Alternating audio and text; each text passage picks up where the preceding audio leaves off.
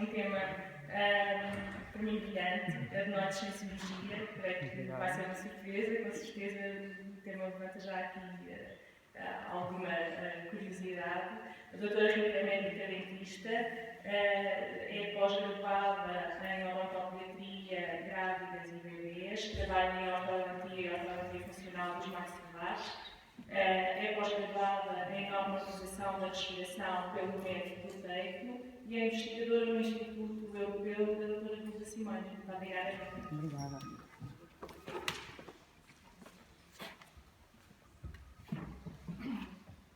E peço que Eu quero agradecer à Susana este convite, é realmente uma honra poder estar aqui e poder participar no que mais prezo, que é a prevenção e fazer tudo o que possamos o mais rápido e o mais atempadamente possível para evitar qualquer avanço de problemas que existem. E porque uma dentista a falar de respiração, porque cada vez mais na minha prática clínica eu tinha uma questão que era como será que consigo fechar as bocas dos meus pacientes? E então fui notando que o problema maior era claramente a respiração não era nasal, tanto em crianças como em adultos. Eu trabalho diariamente com uma equipa interdisciplinar, eu vario um bocadinho do multidisciplinar para o interdisciplinar, porque nós comunicamos mesmo uns com os outros, e tanto a terapia da fala como o psicólogo, como a fisioterapia, médicos de família, pediatras, fisioterapeutas, otorrinos, todas as especialidades médicas devem estar interligadas. Eu também trabalho muito com a ortopedia, que é uma coisa que muitas vezes... Eu tenho um ortopedista que eu acho excepcional, porque as crianças vão lá e a ortopedista consegue identificar o problema e dizer assim, o melhor é uma consulta no dentista. Os pais realmente ficam muito apreensivos, mas têm conseguido avançar com o meu trabalho que tanto prezo. Queria-vos explicar mais ou menos quem era o Dr. Boteico.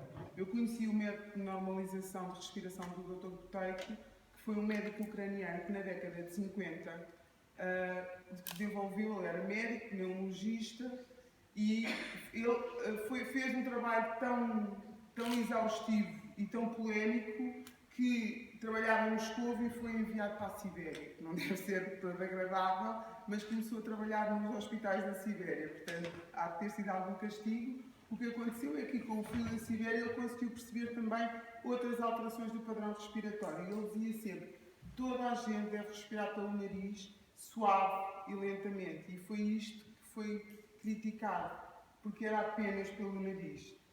Hoje em dia já existem especialistas em vários países, em 6 países, sendo que faz parte do Sistema Nacional de Saúde russo, e na Austrália, inclusivamente, há um seguro que comparticipa os tratamentos de normalização de respiração.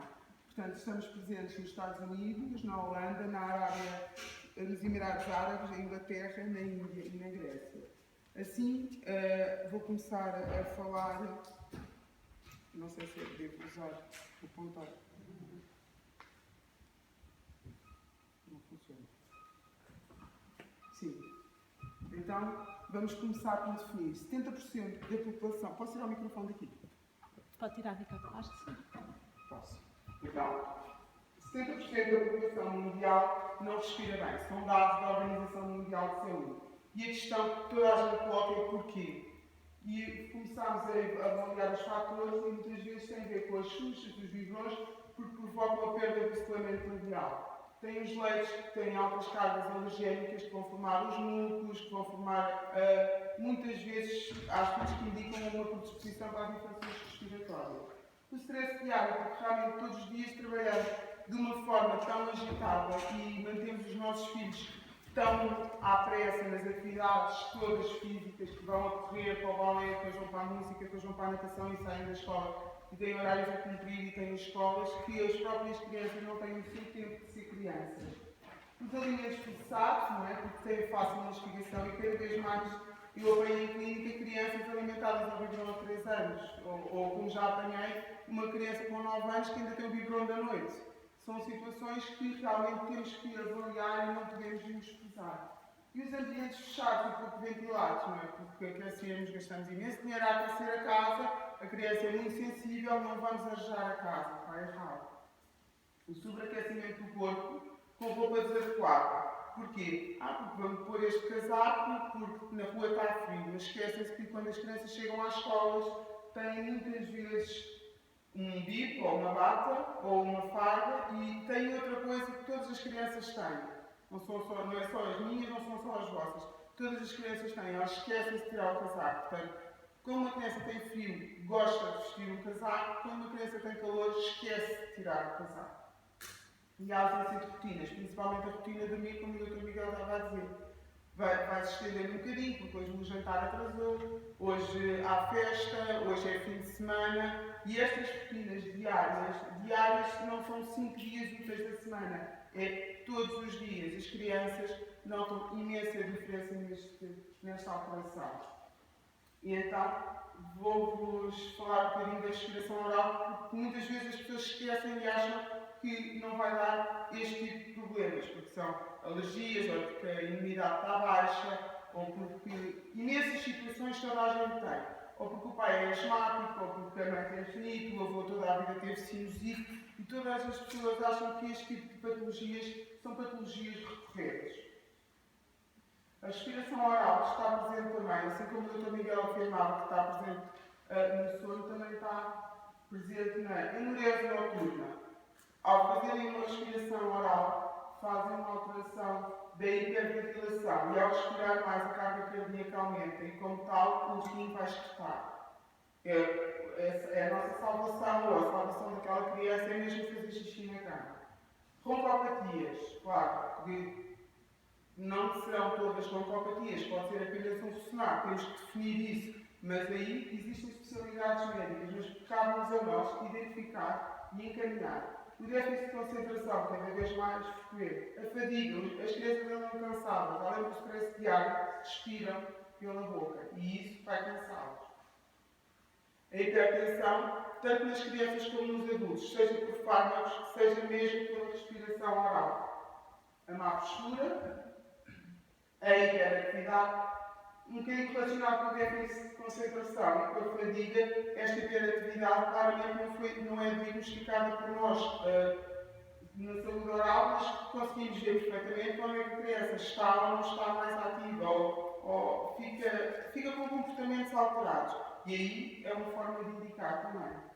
A baixa imunidade, claramente, porque todas as crianças vão ficar com uma baixa imunidade, estão sempre meio gripadas, não, está sempre assim, é um bocadinho de tosse, é normal. O nariz está sempre a pingar, é normal, o meu marido está assim também. Não são questões normais, devemos pensar nisso.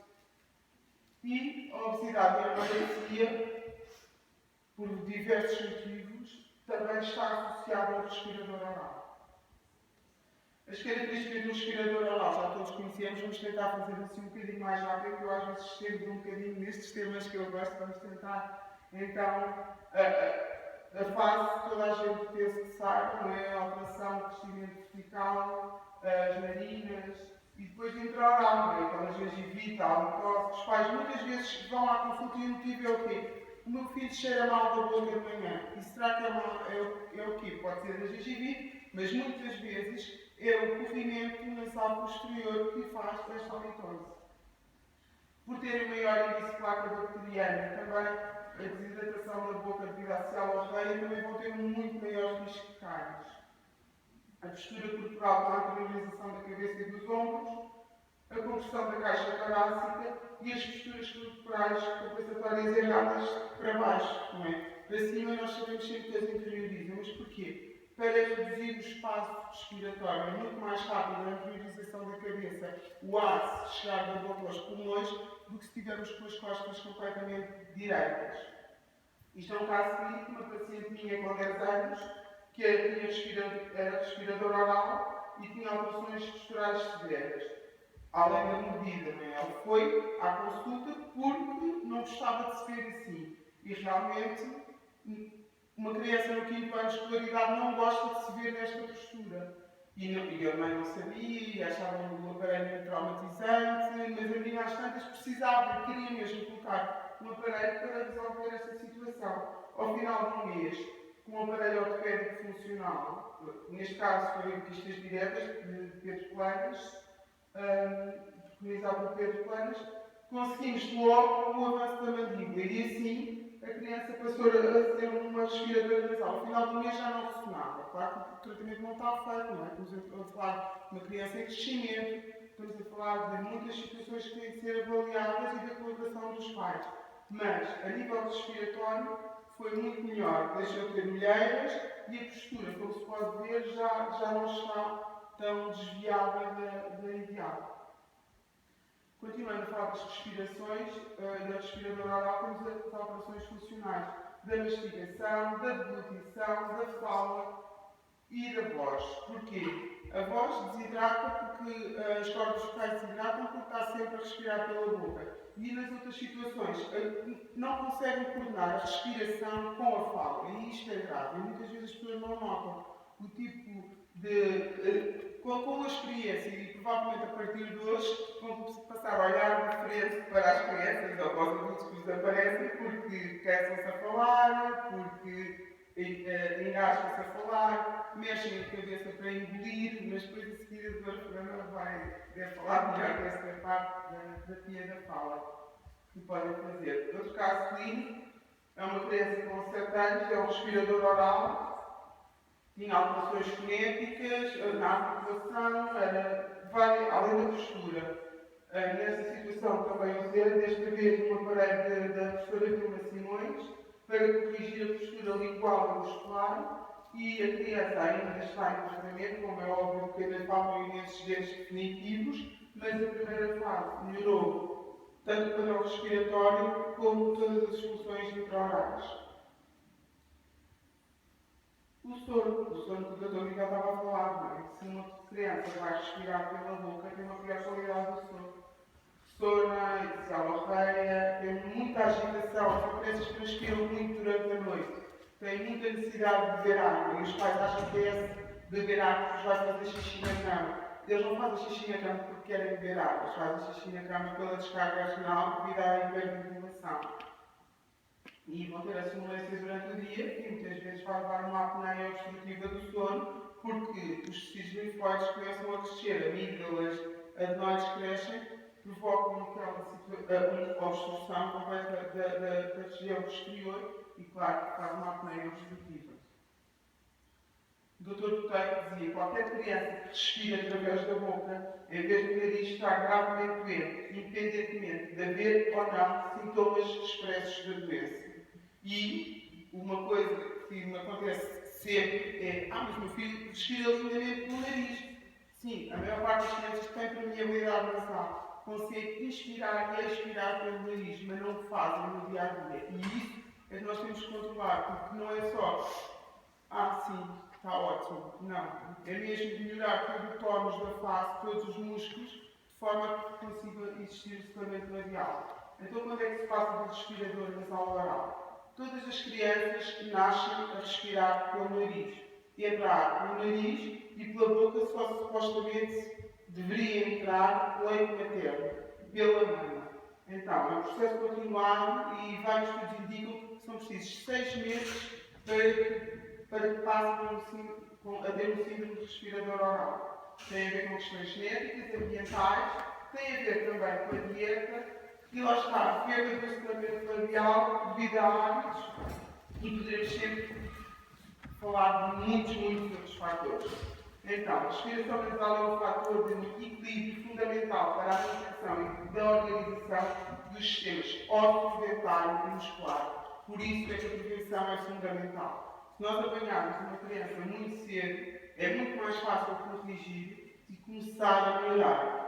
A professora Vilma Simões referia um octógono da prioridade funcional em relacionar a ocupação temporal mandibular, a língua, a mandíbula, o pescoço, a cabeça, a coluna, a região inframandibular e as vias aéreas. Porquê? Porque a respiração oral é a alteração das posições da mandíbula e da língua para mantermos a passagem de ar, evitando a obstrução respiratória. Nós somos um todo e como um todo. Não podemos tratar só dentes, ou só saúde oral, ou só a língua, ou só a boca, ou só o pescoço, ou só os pés. Somos um todo e devemos ter essa noção sempre presente.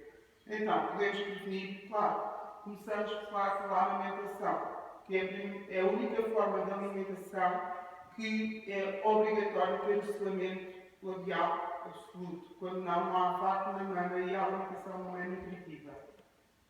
Os alimentos não processados. Os alimentos não processados não são teorias vanguardistas, mas em vez de darmos pacotes e frasquinhos de comida, fazer a sopa em casa, dar a carne comprada direto, faz a carne em casa, cozinha em casa, em vez de comprar boiões de fruta altamente passados e processados, cheios de açúcar, se calhar cozer no azeite e esmagar com um garfo é das técnicas muito antigas, não? Promover a mastigação logo no início da alimentação complementar, que é agora a onda nova do PLW, na realidade esta onda não é assim tão nova, não é? Quantos de nós sempre ouvimos as nossas avós dizer o menino tem 3 meses, pode dar uma colherinha de pão. E nós já achamos que a criança vai se focar, vai tudo, mas realmente esta alimentação complementar, estimular as texturas novas na boca, toda essa parte da propriocepção é fundamental. Adequar-se ao clima, criar rotinas, reduzir o stress diário e arejar a casa. Todos os dias a casa tem que ser arejada. Não quero abrir a janela até completamente, ou deixar a janela aberta o dia inteiro, não pode por questões de segurança, não pode porque não quer. Areje um bocadinho quando chega a casa. Façam um arejamento das vossas casas. E educar o relacionamento labial desde que o bebê nasce. Porque o bebê não tem tónus muscular. Então, se estiver deitado no vinho ou na espreguiçadeira, que está numa posição quase sentada, não é? E muitas vezes são novos mais, não tem força nos músculos inframandibulares, é só dar um toque no queixo.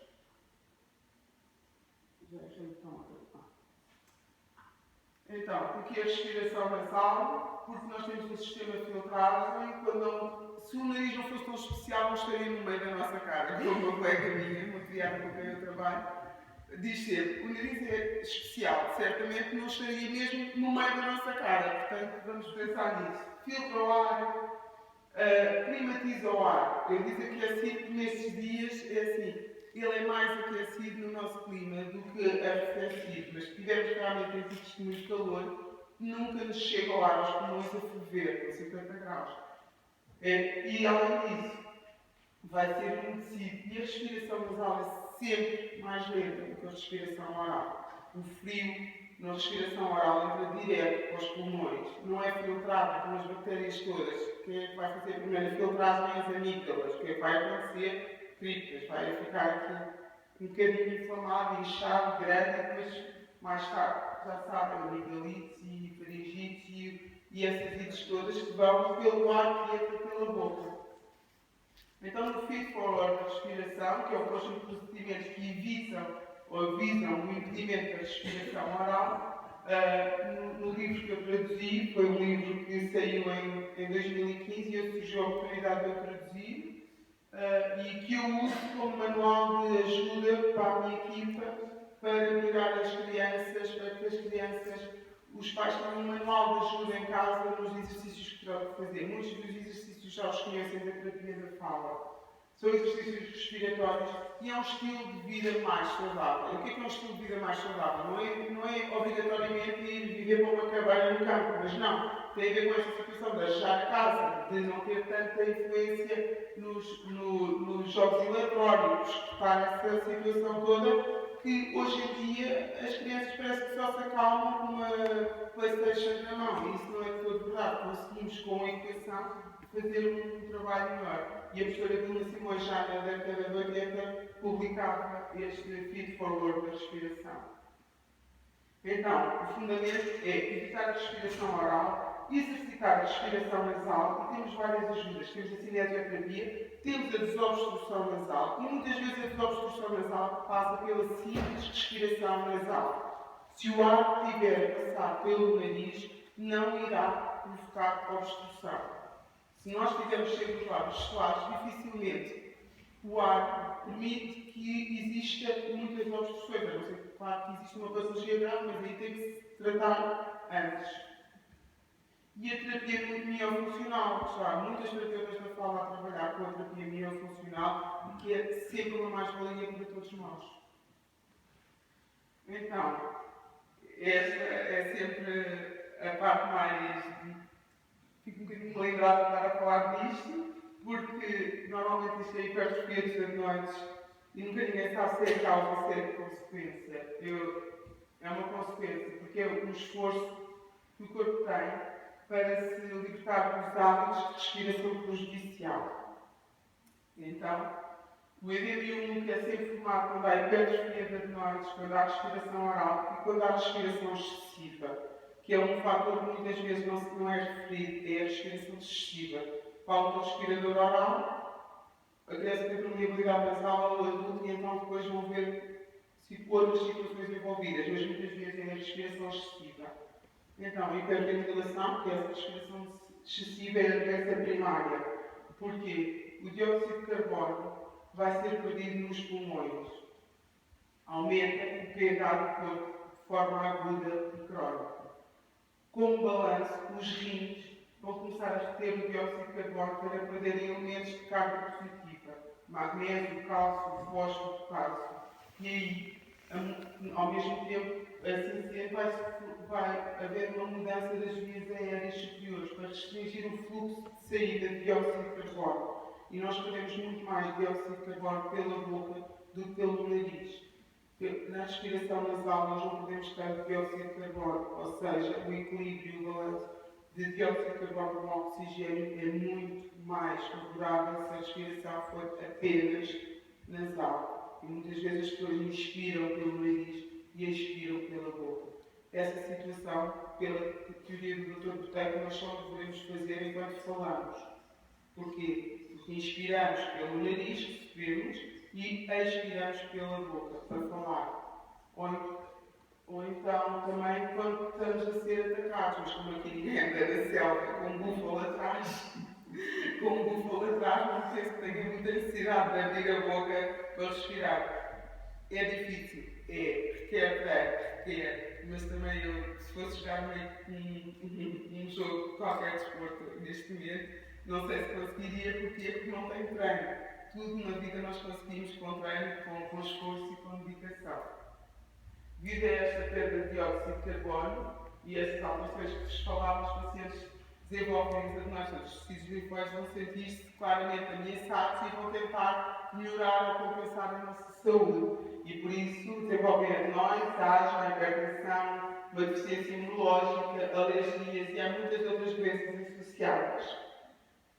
Por isso, este é bom porque na teoria botânica o elemento deficiente é o dióxido de carbono. Para ter dióxido de carbono nos pulmões há constrição das vias aéreas, vamos omitir bilis, vão aumentar as adenoides e vai diminuir o dióxido de carbono a ser expulso em cada respiração, em cada expiração. Ou seja, a respiração excessiva crónica é a causa subjacente dos problemas respiratórios. Vamos ver que até a hiperventilação existem os movimentos dos ombros, do peito e do estômago em cada inspiração e expiração. A respiração é audível e muitas vezes seguida de sibilância. A criança está a ver televisão e parece que teve a correr bem a maratona. A criança está a dormir e os pais por quarto ao lado bem. Parece que o miúdo está a correr, não é normal. Os pais têm que perceber que não é normal. E muitas vezes nós, na consulta, conseguimos olhar para a criança e diagnosticar logo. E muitas vezes faz aquele figurão de porque o seu filho dorme mal, tem alterações respiratórias, como é que a doutora sabe? Pois, por experiência já vemos a face da criança, a postura que tem à nossa frente, vai-nos dar essas indicações. Então, a respiração saudável é imperceptível. Não há movimentos, é mesmo silenciosa. Vamos notar que isto é um exercício muito bom para se fazer, é que a criança faça um som monocórdico, não é? Como hoje em dia se usam os mantras, e muitas mães muitas vezes esperam, eu faço estes exercícios no yoga. Fazem no yoga, estão ali meia hora ou uma hora e não transportam nada para casa. Então porquê que não ensinam aos filhos? Vamos pensar nisso. fazem aquela hora e depois chegam a casa e entram na atividade. Hiperatividade das vezes, depois do jantar, vem o banho e despacham de entrar para a cama e esquecem de ser assim, olha, senta-te um bocadinho e respira devagarinho. E estas é fácil porque no caso é um bocado exaustivo, é? Porque as crianças estão a dizer mas dentro de casa deixam-nos na sala a fazer isto e vão para o outro lado. A boca está fechada, exceto para comer ou falar. A respiração nasal é sempre o elemento mais importante, quer para a inspiração, quer para a expiração. E aí, sim, em vez de nós, as doenças que acompanham, continuarão até que a respiração da criança seja suficientemente melhorada. Dizia o Dr. Freire e o Dr. Novogilov, que foi o seu seguidor, que tem a clínica de Moscou. Então a criança deve aprender a respirar de forma consistente, suave, somente através do nariz. Melhora o sistema imunológico, portanto, aqueles febris, as toses e outros sintomas vão desaparecer e vai melhorar o fornecimento de oxigênio para o cérebro e para as crianças vão ficar mais calmas. É muito rápida esta a visibilidade deste tratamento. Então, podemos explorar, vamos mostrar uma criança com 2 anos e meio, que é uma paciente minha, reparem que ainda faltam 2 molares, o 85, desculpa, o 55 disse 75, já tem uma assimetria facial, mas quando nós abrimos a boca vemos que a criança tem uma mordida cruzada porque tem uso de Xuxa. Com pistas diretas, ao final do mês conseguimos centrar a mordida e assim também incentivamos mais o espaço a tirar o hábito da Xuxa. Neste momento já tirou o hábito da Xuxa e consegue fazer uma mastigação funcional, portanto tem tudo para crescer num equilíbrio muito mais favorável, tanto esquelético como muscular. A respiração saudável. 2 a 4 meses para estabelecer os padrões respiratórios para quem faz os exercícios, não há milagres. Os resultados positivos nas 2 primeiras semanas de formação, tanto em adultos como em crianças. É um caso clínico de um bruxómano, que a mãe queixava-se muito, ragia os dedos durante a noite, na realidade não se mordida, dormiu com o aparelho ortopédico funcional de Pedro Planas. Ao melhorarmos esta postura, melhoramos porque vemos perfeitamente o pescoço, como ficou melhor na posição. Aqui é um caso semelhante, é um raio-x, uma teleradiografia de perfil, nós conseguimos ver com a mudança de posição das arcadas dentárias e da mandíbula, aumentámos claramente o espaço aéreo posterior.